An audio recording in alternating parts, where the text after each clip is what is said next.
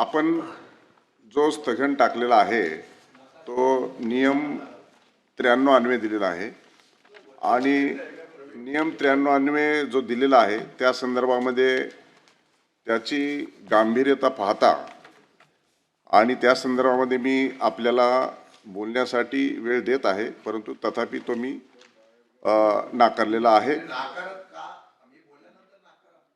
म्हणून बोलण्याची संधी देतोय ना आपल्याला. गांभीर्य आहे म्हणूनच आपल्याला बोलण्याची संधी देत आहे. अगोदर तुम्ही नाकारला तर या सभागृहातला या असलेल्या विषयाचं गांभीर्य जाईल. विषयाचे गांभीर्य पाहून आपल्याला मी बोलण्याची संधी देत आहे. परंतु सभापती महोदय, या ठिकाणी 28 जानेवारी 2026 रोजी या राज्याचे उपमुख्यमंत्री स्वर्गीय श्री अजितदादा पवार यांच्या विमान अपघाताचा झालेला दुर्दैवी मृत्यू या संदर्भामध्ये मी स्थगन टाकलेला आहे. या अर्थी 28 जानेवारी 2026 ला VCR कंपनीच्या संचलित विमानाचा अपघात झाला.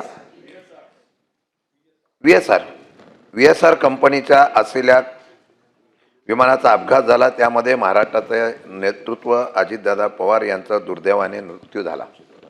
यामध्ये जनतेमध्ये तीव्र नाराजगी आणि त्याप्रमाणे दुःखाचं वातावरण, संशयाचं वातावरण निर्माण झालं.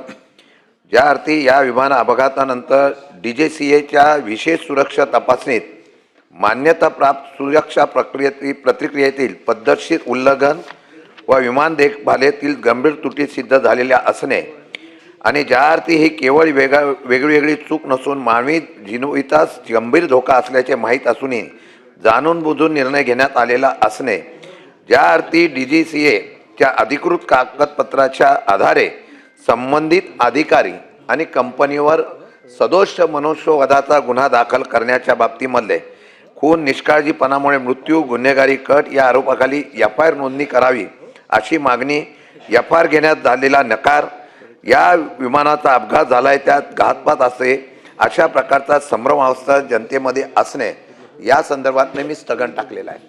सभापती महोदय, या महाराष्ट्रामध्ये 1 महिन्यापूर्वी या महाराष्ट्राचं एक नेतृत्व स्वर्गीय अजितदादा यांचा दुर्दैवाने मृत्यू झाला. यावर फार मोठ्या प्रमाणात महाराष्ट्रामध्ये दुःख झालं. महाराष्ट्रामध्ये एक शोककळा पसरली. सर्वांनी आपल्या भावना व्यक्त केल्या.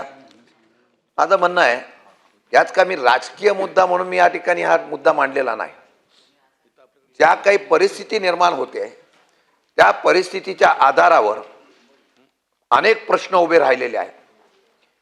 या असलेल्या राज्यामध्ये अनेकांनी वेगवेगळ्या प्रकारच्या शंका उपस्थित केल्या आणि या शंका उपस्थित करत असताना सभापती महोदय, काल रोहित पवार असतील, अमोलजी मिटकरी असतील, अनेक लोकांनी या असलेल्या अपघाताबद्दल संशय व्यक्त केला.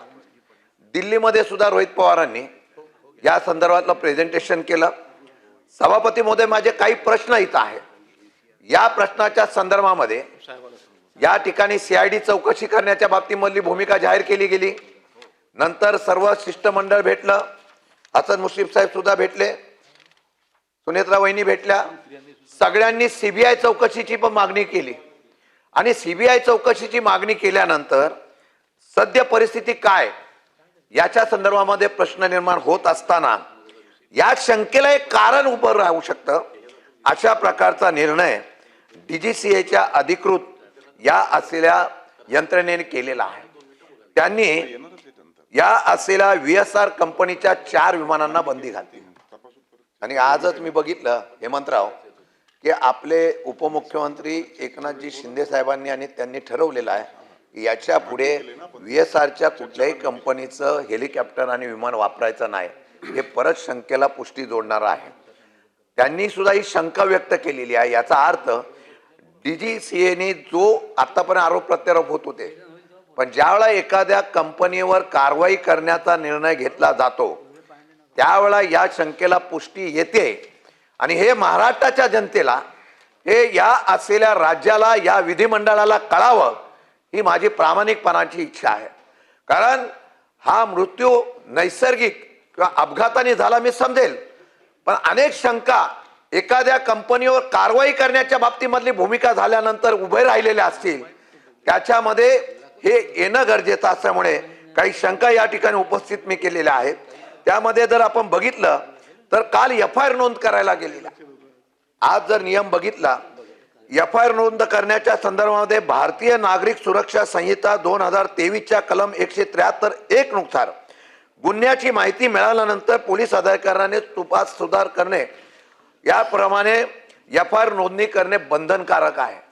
आज कुठेही, त्यात पोलीस स्टेशन मध्ये नव्हे तर कुठेही FIR नोंद केला पाहिजे आणि तो FIR त्या ठिकाणी आहे तिथे तो हस्तांतरित केला पाहिजे.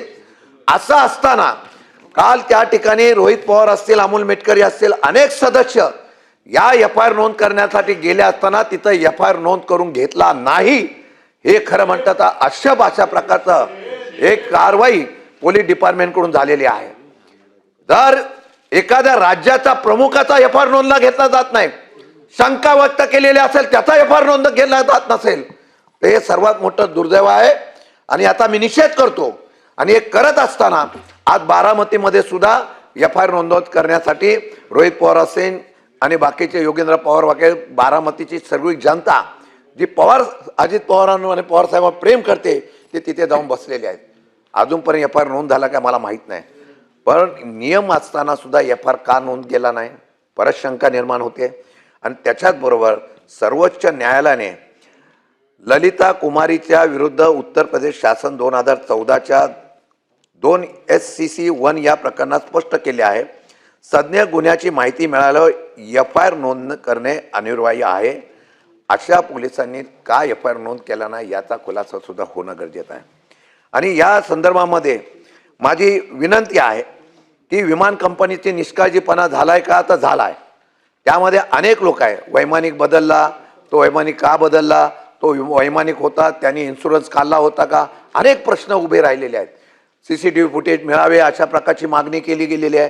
CCTV फुटेज मिळालं नाही. ते 2 वैमानिक अजून कुठं आहे, त्यांची त्याच्या पद्धतीने चौकशी सुरू झाली काय, CID चौकशी, ब्लॅक बॉक्सचं आज टीव्हीवर मी बघितलं, ब्लॅक बॉक्सचं आत्ता सांगितलं ब्लॅक बॉक्स सुरक्षित आहे दादा. आज पाहिलं म्हणजे इतके दिवस मागणी करतायत, कोण जळालं म्हणतंय, कोण बोलतं अर्धवट जळालं, कोण म्हणतं सुरक्षित आहे. आज पहिली वेळ ज्यावेळेला बारामतीला आंदोलन करण्याच्या बाबतीमधली भूमिका घेतली आणि हे नुसते बारामती पुरतं राहणार नाही, पूर्ण महाराष्ट्रामध्ये हा लोन पसरेल. ह्यात राजकारण आम्हाला आणायचं नाही. आम्ही जे सांगतोय हे सत्य परिस्थिती असताना ते एकदा खुलासा होणं गरजेचं आहे. दादा इथं आपण CIDची चौकशी करण्याच्या बाबतीमध्ये राज्य सरकार निर्णय घेतलाय. 28 जानेवारी 2026ला बारामती विमानतळावर अपघात झाल्यानंतर 4 जण अजितदादांसकट मृत्यू झालेले आहे. आता त्यांची बॉडीगार्ड होता, त्यांची परिस्थिती, जो वैमानिक होते त्याच्या सहवैमानिक होत्या, त्यांची पण परिस्थिती, त्यांच्या कुटुंबांनी सुद्धा शंका व्यक्त केली आहे. नुसती महाराष्ट्रातल्या ह्या लोकांनी आम्ही केली नाही, त्यांच्या कुटुंबांनी पुन्हा शंका व्यक्त केलेली आहे. असं असताना आता पुणे ग्रामीण पोलिसांकडून महाराष्ट्र CIDकडे वर्ग करण्यात आला असला तरी तशा प्रकारचं या ठिकाणी कोणती अधिकृत निवेदन किंवा तपासाविषयी माहिती जाहीर करण्यात आलेली नाही. नंतर आपण CBI चौकशीच्या संदर्भामध्ये या राज्याचे मुख्यमंत्री यांनी विनंती केंद्र सरकारकडे केलेली आहे. केंद्रीय गृह मंत्रालयाने या संदर्भात कोणत्याही प्रकारची स्पष्ट भूमिका केलेली नाही की CBI चौकशी स्वीकारली आहे, आम्ही चौकशी चालू करतोय, अधिकारी अमुक नेमले, त्यांचा अहवाल इतक्या दिवसात येईल. या संदर्भामध्ये सुद्धा कुठल्याही प्रकारचं या ठिकाणी निर्णय दिलेला नाही.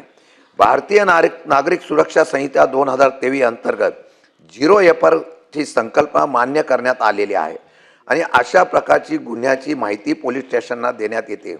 मग मला एकच म्हणण्यात असं आहे की आज या ठिकाणी या असलेल्या ॲक्सिडेंटच्या बाबतीमध्ये ज्या काही तांत्रिक चुका त्या पद्धतीने झालेल्या आहेत, कंपनीवर कारवाई झालेली आहे.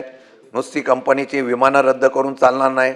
त्याच वेळेला जर या असलेल्या कंपनीच्या या विमानाची ऑडिट, मी कालही काही ठिकाणी बोललो की जर आपण बघितलं तर आमच्याकडं गाडी रिन्युएशन केल्यानंतर RTOला गेली तरी त्याचा RTO ट्रायल घेतं.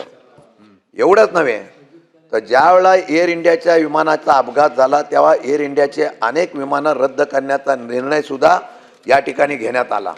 एवढंच नव्हे तर वैमानिकांनी किती तास ड्युटी करावी याच्या संदर्भातली नियमावली झाल्यानंतर सुद्धा या देशातली इंडिगो यंत्रणा बंद पडल्यानंतर देशाची विमान वाहतूक ठप्प झाली. हे जिवंत ताजं उदाहरण असताना सुद्धा अशा प्रकारच्या खाजगी विमानांना परवानगी देताना त्याच्यामध्ये गुंतवणूकदार कोण आहेत, जे केंद्रामधले बडे बडे व्यक्तिमत्व आहेत त्यांनी याच्यामध्ये गुंतवणूक केली म्हणून खास बाब म्हणून अशा कंपन्यांना सूट दिली का? आणि ती सूट देत असताना असभ्य अशा प्रकारचा दुर्लक्षपणामुळे हा अपघात झाला का? आणि तो अपघात झाला का घातपात झाला याच्याबद्दलचा शंका उपस्थित केल्या. त्याचा अद्यापही क्लेरिफिकेशन आलेला नाही. अजूनही त्याचा खुलासा कोणी केलेला नाही. आणि हा खुलासा होत नसल्यामुळे महाराष्ट्रामध्ये एक संशयाचा आणि संभ्रमाचं वातावरण आहे. हा राज्य शांत राहावं म्हणून आदरणीय पवार साहेबांनी त्या असलेल्या घटनेच्या दिवशीच हा अपघात झाला अशा प्रकारचं जाहीर केलं. कारण त्यावेळची परिस्थिती ही वेगळी होती, शोकाकुल होती, भावनात्मक होती, लोकांमध्ये उद्रेक होता. लाखो लोक महाराष्ट्राच्या कानाकोपऱ्यातून आलो. वेळेची समयसूचकता बघून पवार साहेबांनी ज्यावेळेला तो निर्णय सांगितला तो महाराष्ट्रातल्या जनतेला शांतता राहावा म्हणून. परंतु आज ज्या प्रकारे त्या दिवसानंतर प्रकरण एक एक अशा प्रकारचं होत आहे त्याला पुष्टी देणारं हे काय? आणि आम्हाला साहजिकच आहे या सदनाच्या माध्यमातून या महाराष्ट्रामध्ये आणि देशामध्ये आम्हाला हे काय झालंय नक्की कळणं गरजेचं आहे. एकही त्यानंतर फक्त CID चौकशी डिक्लेअर झाली त्याच्यानंतर काय झालं कळलेलं नाही आहे. CBI चौकशी सुरू झाली त्याच्यावर काय झालं कळलेलं नाही आहे. म्हणून पुढे या असलेल्या चौकशीचं काय झालं, चौकशी सुरू झाली का नाही हे पण आम्हाला अद्यापपर्यंत कळलेलं नाही. म्हणून सभागृहाला आमची विनंती आहे की सगळी चर्चा बाजूला ठेवावी, हा स्थगन स्वीकारावा आणि या स्थगनाच्या माध्यमातून महाराष्ट्राच्या जनतेला कळून द्यावं की अजितदादाचा मृत्यू अपघाताने झाला का घातपाताने झाला हे कळणं गरजेचं असल्यामुळे एक महाराष्ट्राचा नेता, कर्तृत्वान नेता या सभागृहामध्ये आणि खालीवरती आम्ही सर्वांनी महाराष्ट्रामध्ये देशामध्ये श्रद्धांजली वाहिली. अनेक लोक आले, उद्योगपतींपासून गरीब जनता सगळी आली होती आणि त्यांनी श्रद्धांजली वाहिली. त्या नेत्याला आम्ही मुकलेलो आहोत.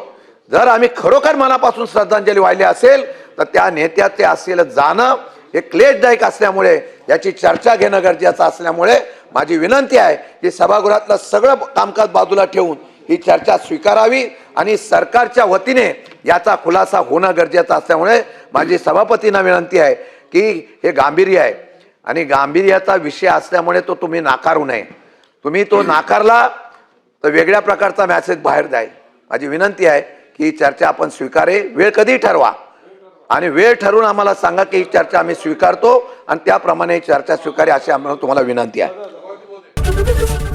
ABP माझा, उघडा डोळे बघा नीट.